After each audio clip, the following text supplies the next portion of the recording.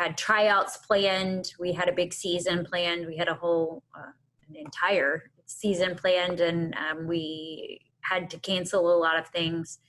And I just had to kind of rethink an entire season and what it was going to look like. Couldn't do face-to-face tryouts. So this year I did a virtual tryout.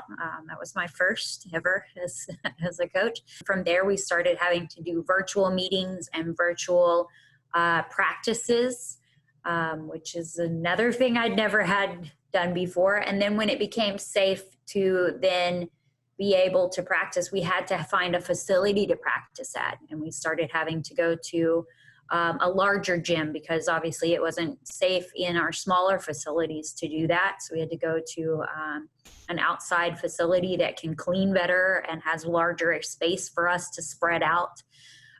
So when we did do that, we were at an off-campus facility that was larger. There are still a lot of ups and downs, but I would say that they have been really strong. They are fighting through it. You know, they're having a harder time in school than they ever have. They've always been really great students, which is part of, you know, they have to be to get to cheer every week and to get to perform as much as they want to. They're lucky because, you know, a lot of students who are having to do the virtual learning don't get the relief of getting to come to campus for one period a day, like my 8th period does, because they have athletics. They're getting to come to campus for one period. We are planning to go to competition. We are planning to win. UIL is still planning to hold competition. They have some finalized details that they're doing for safety protocol, but right now it is still on for the second week of January. And if all goes well, we are still gonna go, and we are still gonna try and do our very best to win. And we'll continue cheering throughout the year. We'll cheer through football season and through basketball season.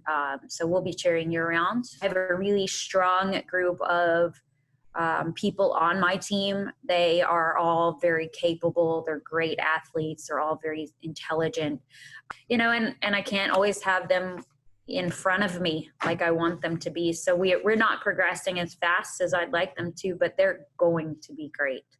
And we are going to get where we want to be. And I just remind them of that same thing, because I know that they feel the same frustration when they don't hit a stunt, or they don't, you know, tumble as fast as they want to, or they don't, you know, hit this cheer or hit this dance this day just, you know, automatically. They want to do it, you know, perfect the first time. And I remind them we will get there. It just may not be today. Learning patience as a coach is something we can all grow in. So learning patience with your team and learning patience with, you know, outside things like a pandemic is like nothing I've ever learned.